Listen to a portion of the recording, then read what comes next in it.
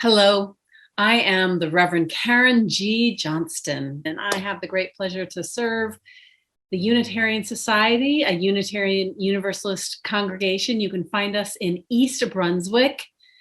My pronouns are she and her. And this summer we join together in the spirit of renewal. May we all feel a deep and abiding connection to our interdependent nature and to that web of existence of which we are a part. Hi, I'm the Reverend Anne Marie Alderman. She, her, hers. I serve the congregation that used to be in Plainfield, now in Fanwood, First Unitarian of New Jersey, and the Unitarian Universalist congregation of Somerset Hills, located in Somerville. This summer we join together in the spirit of renewal. May we actually come together as congregations in New Jersey, reaching out to each other.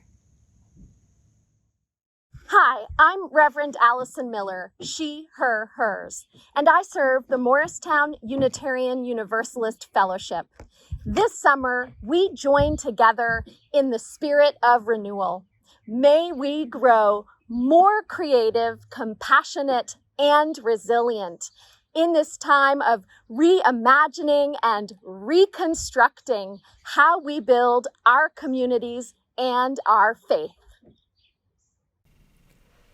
Hello, I'm the Reverend Andre Cornelia Mall, pronouns she, they. I'm the minister from Central Unitarian Church in Paramus. This summer we join together in the spirit of renewal.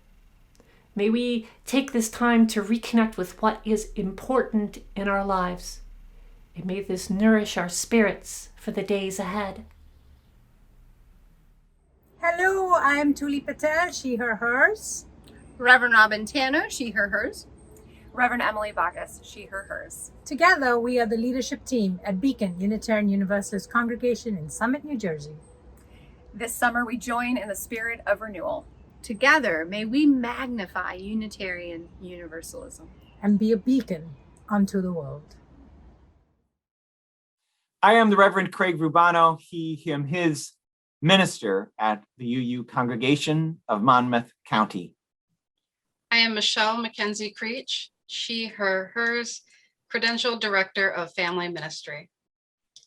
And I am Louise Chernosky, she, her, hers, Music Director. This summer, we join together in the spirit of renewal. May we create multi-generational community, finding multiple platforms for our connections, so that all might live into the awesome, diverse power of we.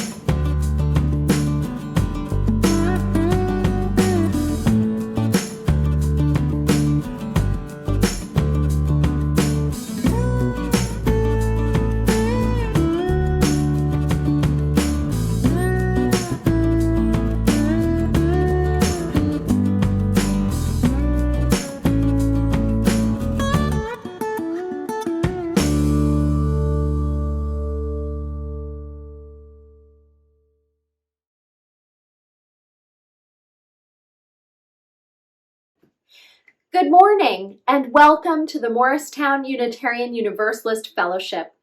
Welcome to our faith of open minds, loving hearts, and helping hands. We're so glad you're with us. Here are a couple of announcements about upcoming events. First, the Jewish High Holy Days are coming up, and we will be hosting a Rosh Hashanah service on the evening of Monday, September 6th at 7 p.m. on Zoom, and a Yom Kippur service on the evening of Wednesday, September 15th, also on Zoom. You'll find the link at www.muuf.org/virtual. Our in-gathering service and water communion will be held on Sunday, September 12th at 10 a.m. outside on our front oval. We will also be live streaming the service. We invite you to collect water from your home, from a place nearby, or someone you're traveling, and to bring it with you on that day. Following the service, we will have a BYO picnic together. This year, people are invited to bring food just for themselves or their family, and we will share in one communal treat together, a cake to celebrate the new entrance and all of the improvements around the Oval. A couple of notes about today's service. It is one of 4 collaborative services being put together by 8 of our New Jersey UU congregations. Today's service is co-led by Reverend Karen Johnston and Reverend Craig Rubano from East Brunswick and Monmouth County. We hope you enjoy. Today's offering will be split 50-50 between our fellowship and the Interfaith Food Pantry.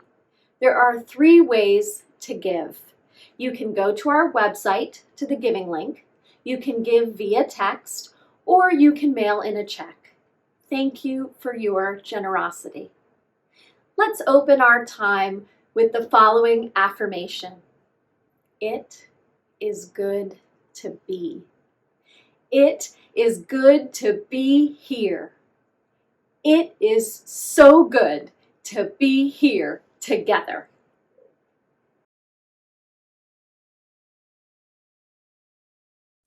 Our words for lighting the chalice.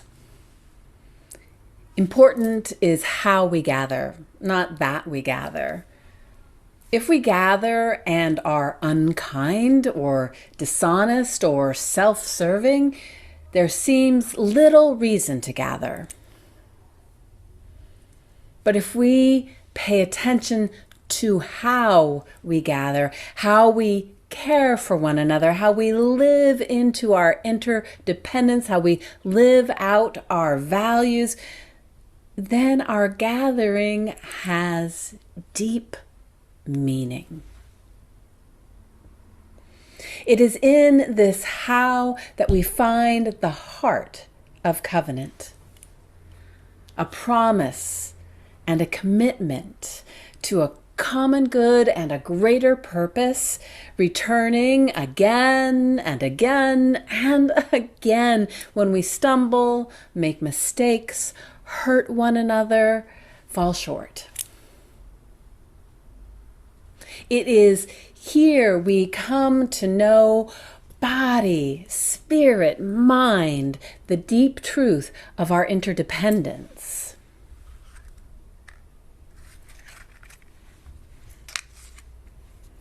I now light the chalice. A light in dark times. A beacon of hope in hard times. A signal of resistance against evil. Our symbol of Unitarian Universalism. It is good we gather.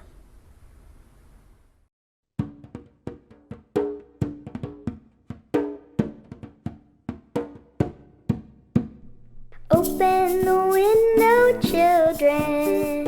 Open the window now. Open the window, children. Open the window, let the dove fly in. Open the window, let the dove fly in. Mama and Papa are fighting like snakes. Open the window, let the dove fly in. Baby is a crying like her heart will break. Open the window, let the dove fly in. Open the window, children. Open the window now. Open the window, children. Open the window, let the dove fly in. Open the window, let the dove fly in. Neighbors lock their doors, build fences so high. Open the window, let the dove fly in. Don't see what's to discover on the other side. Open the window, let the dove fly in.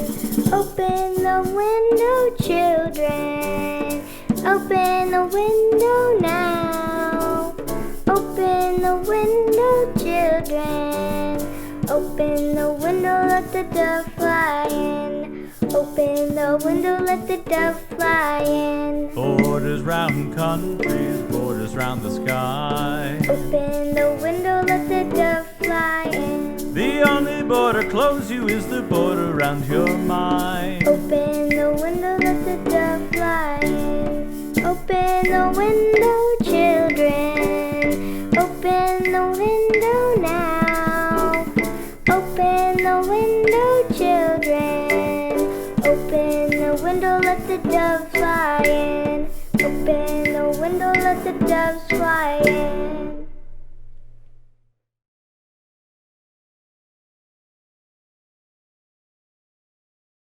Our story today is called The Back Scratcher and Our Fall from Grace, written by David Bombaugh.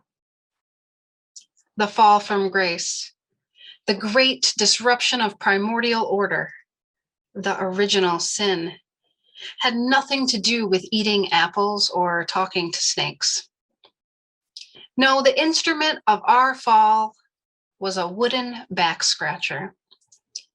You know, that piece of wood that's bent at the end so one can reach the unreachable spot. There between the shoulder blades, down a little bit lower, up just a little bit, there where the most persistent itch always takes up residence.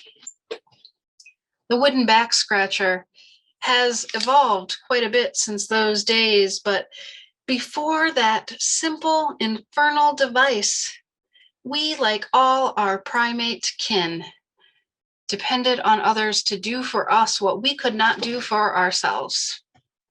You scratch my back and I'll scratch yours. Before the back scratcher, before that simple infernal tool, we needed each other to scratch the unreachable itch. The wooden back scratcher dissolved the bonds of reciprocity, unloosened the ties of community, and tempted us to believe in our own God-like self-sufficiency. And there, God walked in the cool of the garden and saw the primate standing alone. "What have you done," God asked, "that you stand alone?" "I found a back scratcher," said the beast, "and now I need no one." "Poor beast," said God. "Now you must leave this garden. In Eden, no one stands alone. Each depends on the others."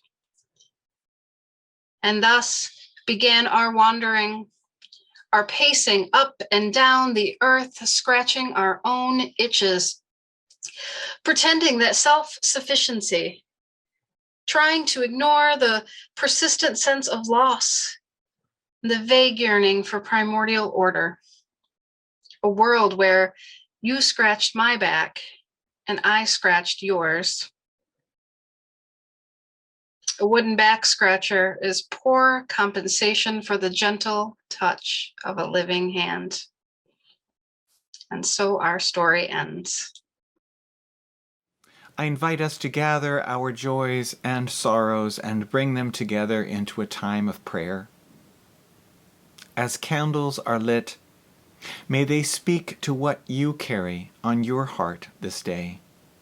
Those things that weigh you down, as well as those things that buoy your spirits. Come into this intentional time of meditation. A candle awaits each one of us gathered, and the light created shines love on all assembled.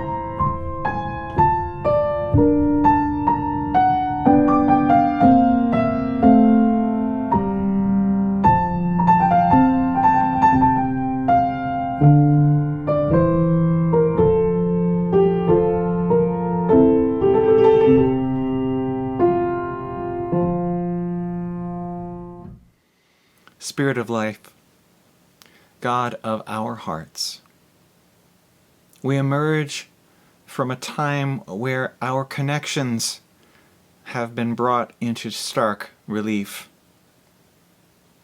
We newly understand, in a time of pandemic contagion, that our interdependence can lead to division and mistrust, or to a radical love that seeks relative safety for all.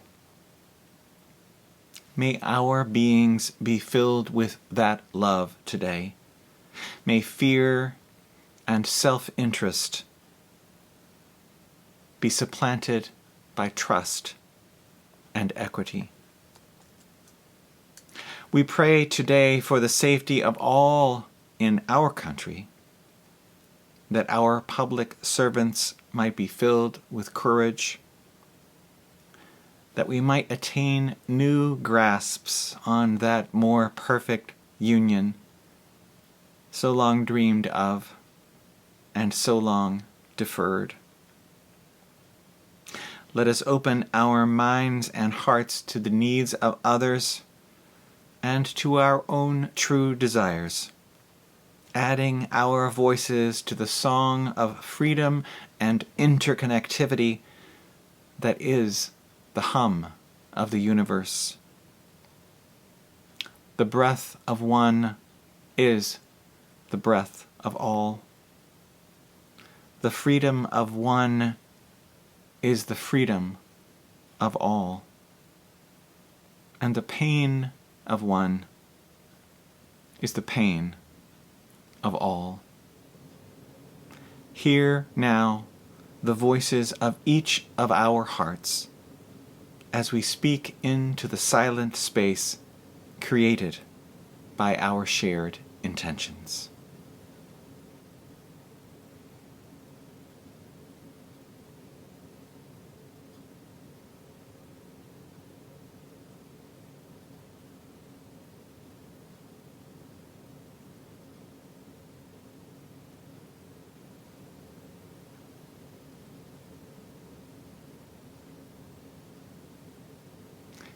Amen.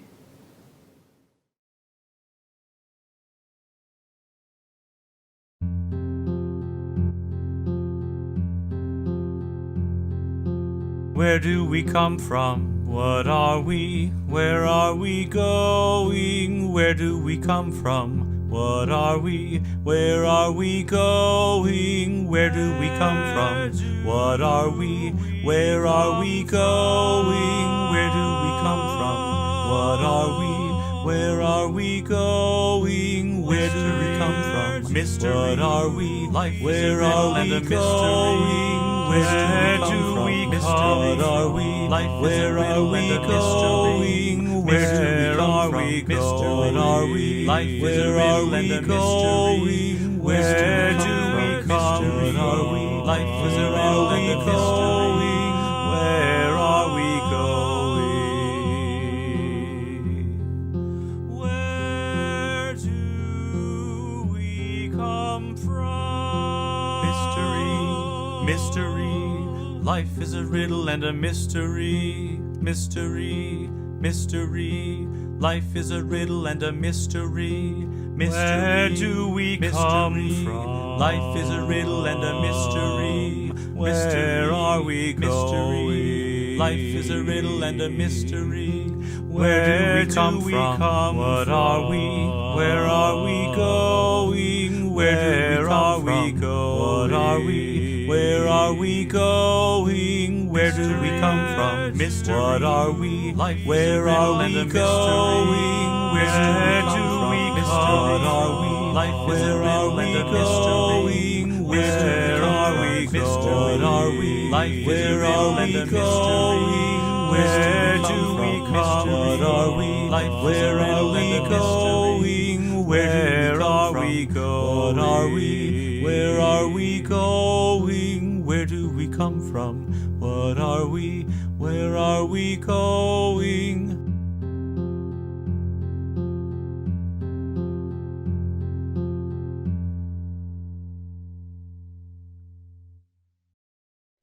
Our congregations are theologically diverse religious communities open to all who are in accordance with our principles, missions, and visions. We welcome explicitly, lavishly, people of all sexual orientations and gender identities, all racial and ethnic backgrounds, as we strive to be and become true multicultural communities. All ages, as we know the human condition is emboldened at all stages by spiritual journeying, seeking and finding and seeking ever still. It is in the spirit of such journeying that we now practice generosity, however each of our congregations invites us, for it is essential to our spiritual growth individually and collectively. However it is you practice generosity, may it spark your heart, may it heal the world.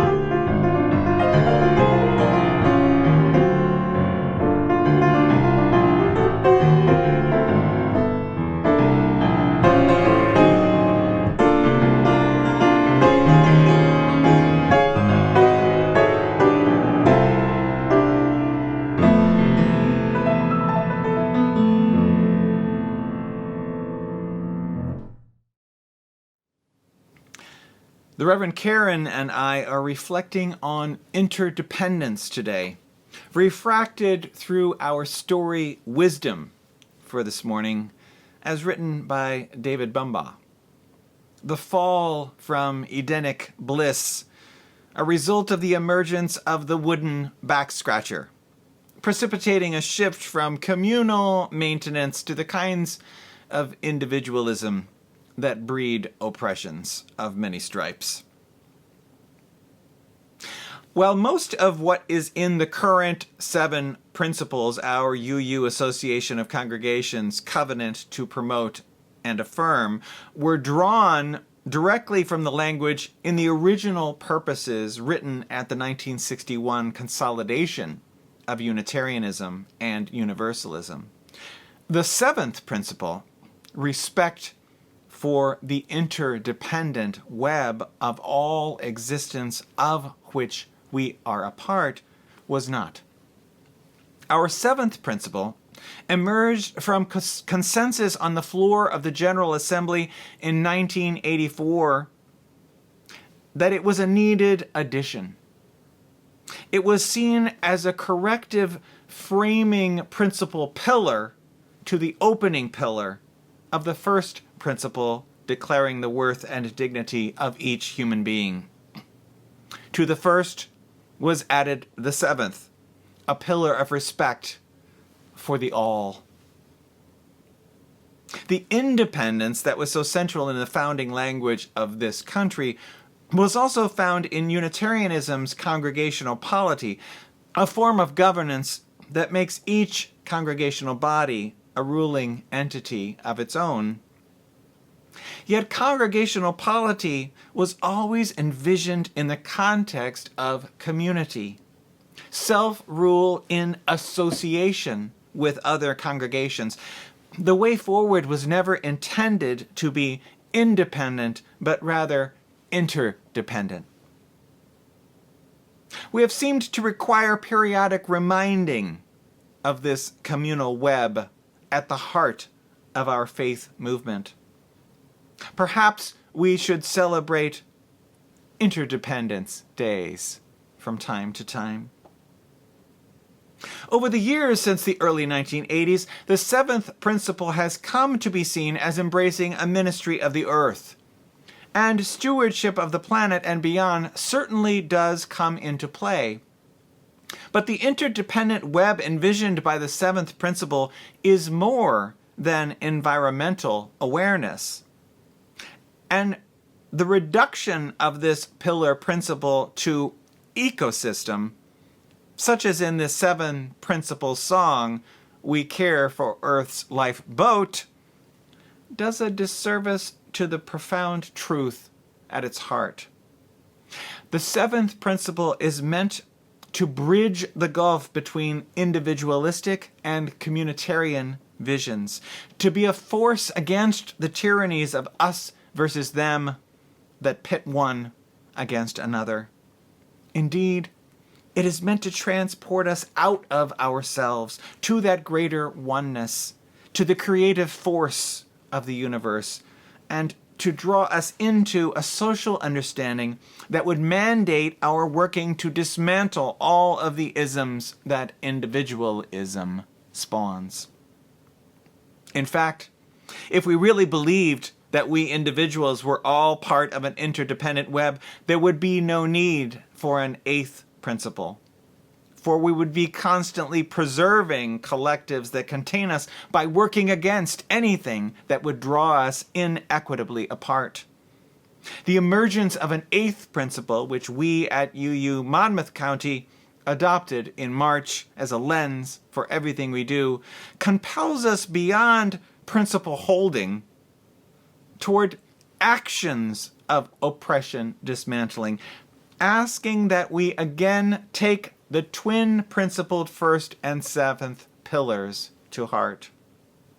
I look forward to working alongside our congregation and in association with our UU neighboring bodies to bring the spirit of the eighth principle to the fore in the years ahead. Our Lincroft collaboration with East Brunswick today is a lovely reminder of the ties of community, the loss of which is mourned in Bumbaugh's parable rewriting. But I take some issue with the literalization of the proverbial "you scratch my back and I'll scratch yours" nature of the transactional community he describes as originary. A communal vision of interdependence that contains us all perhaps would be described better by a covenantal vision of ensuring equitable access to itch relief. I think of my goats, not typically models of sharing, mind you, but who take turns wearing grooves in segments of fencing or tree bark covering to enable the most efficient back, side, and front scratching possible.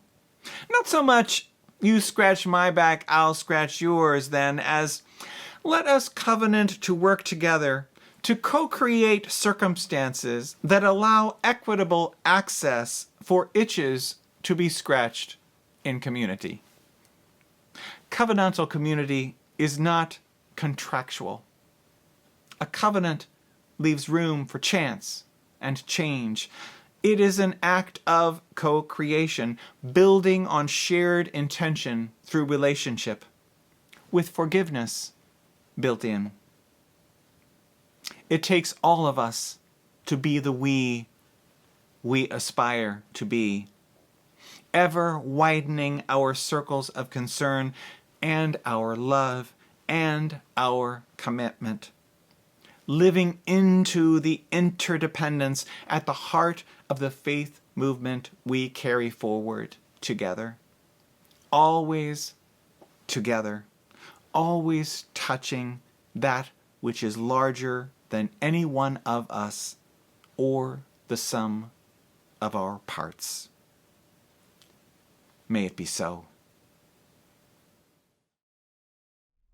As we emerge from the height of the pandemic, as we see what might be the light at the end of the tunnel, which is basically an off-ramp into no longer pandemic, but now endemic times, learning how to coexist with this terrible virus, we have learned in mind and body that breath is of an interdependent nature. There was a time when someone else's breath could inadvertently kill, and so we locked down. There was a time when we figured out that to mask our breath was not just self-protective, but protective of those around us, known and loved by us, and strangers to whom we extended our care. And we think we learned that lesson. But can we, creatures of short memories and ever-shortening attention spans, retain the wisdom? Or do we have to learn that lesson again and again? If I were a betting person, I would wager on again and again. True fact.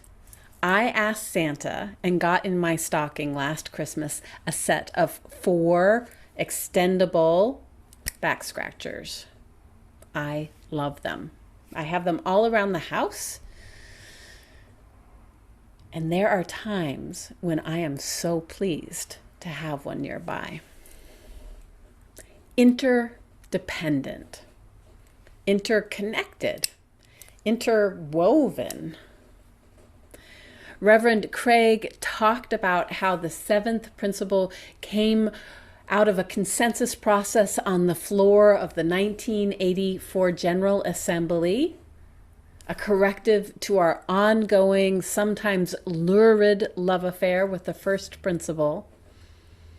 I wasn't there. I didn't come into Unitarian Universalism until a decade later, and so I wonder what the conversations were like. I wonder how they chose the words they did. I think I understand why they didn't choose interwoven, as poetic of a word as it is. But I have been wondering why they chose interdependent rather than interconnected. And I have been wondering if there is a message to us, the spiritual descendants of those wise ones who help the imbalance in our faith move towards balance. Personally, I'm a big fan of the concept of interconnectedness. More and more, my understanding of how the world and the universe works is moving away from any kind of a mechanized view to a Gaian view, a living systems view, that this planet, this earth, is alive, and that I and you and all of you are a part of the aliveness, not a part, but a part, a participant, connected, interconnected. So I wonder why not interconnected? I wonder why interdependent? Dependence, not connection. I wonder if there is a deeper message in that choice. A message that there is a lesson that we who are steeped in individualism must learn, not only over and over, but often the hard way over and over. A lesson about what Bumba called believing in our own godlike self-sufficiency. I'm familiar with a version of It's embarrassing to say godlike self-sufficiency, but I suppose that's where it is. Just not all that long ago, my kids and I celebrated the 20-year anniversary of our adoption. I adopted them when they were quite young. They're now 25 and 27. 20 years ago, they were two traumatized little kids in the foster care system, and I was a single parent doing my best. And I was used to my best being more than good enough. So I thought it would be hard, but I could do it on my own. And I was blessed to be a part of a UU congregation that had way more foster parents and way more adoptive parents than the general population. Plus, my kids ended up in a sweet, wonderful, hippy-dippy school that was focused on community building. So the helping village was available to me if I could let go of that godlike self-sufficiency delusion. It was hard. I know I'm not alone in being a person who loves to help, but is much more ambivalent about being helped.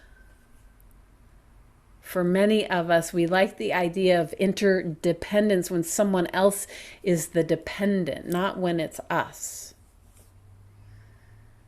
I guess I kind of wanted a wooden or metal telescopic back scratcher parenting style, available when it was convenient for me to use it, allowing me to be in control of when I asked for help. But there was a reality I could not avoid. Not only could I not go it alone, but I couldn't even reciprocate when people offered to help, and that was painful. I had to depend on the kindness of others without the possibility of being able to pay them back. That level of dependence is what both slayed me and saved me. Saved me and my kiddos. Given my nature, temperament, and human nature, I find that I must learn this lesson again and again. And I see it in other humans. I see it in you humans. And where there is repetition, there is a chance for spiritual practice. The moment to decide whether the saving interdependence of our faith is just pretty words, or the living reality endemic in our lives, here for us to find our ways to coexist with. Coexisting with its simultaneous slaying and saving qualities. May we honor the interdependence of our very lives. Amen.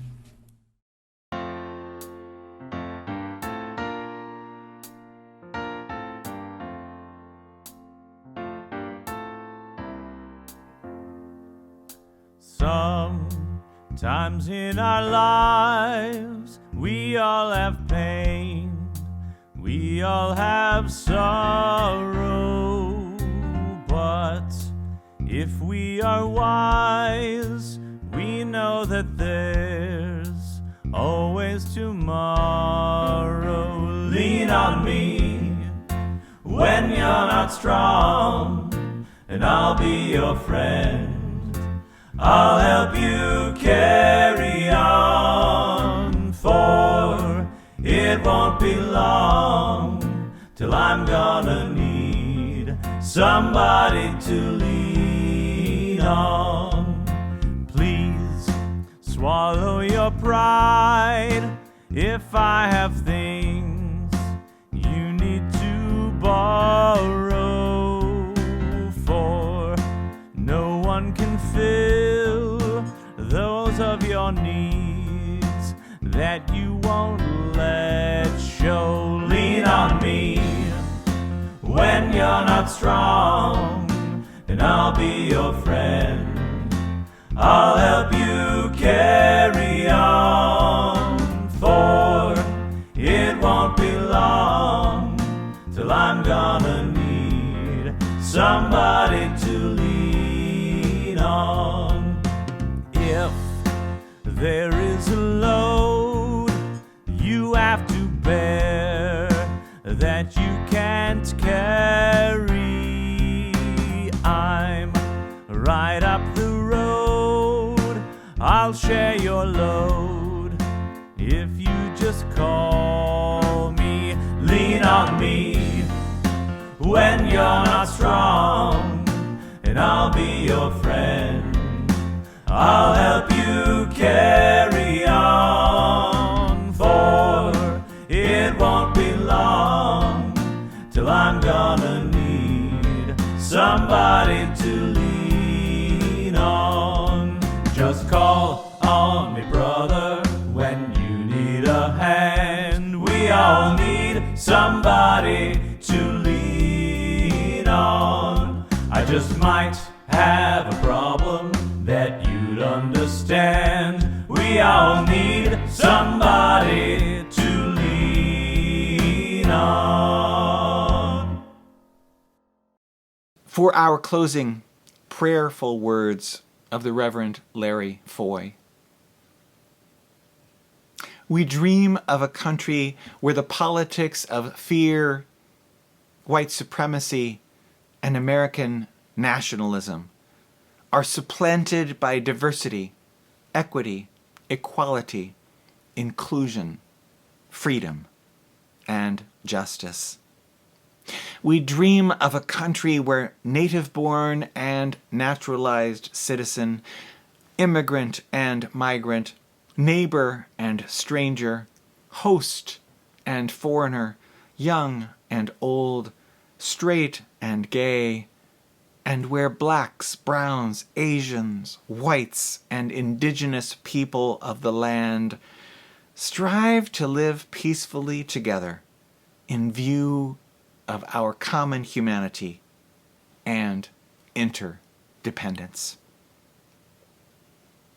May we go in peace to build the interdependent world about which we dream. Amen. Somebody to lean on. If there is a load you have to bear that you can't carry, I'm right up the road. I'll share your load if you just call me. Lean on me when you're not strong, and I'll be your friend. I'll help you carry on, for it won't be long till I'm gonna need somebody to lean on. Just call on me, brother, when you need a hand. We all need somebody to lean on. I just might have a problem that you'd understand. We all need somebody to lean on.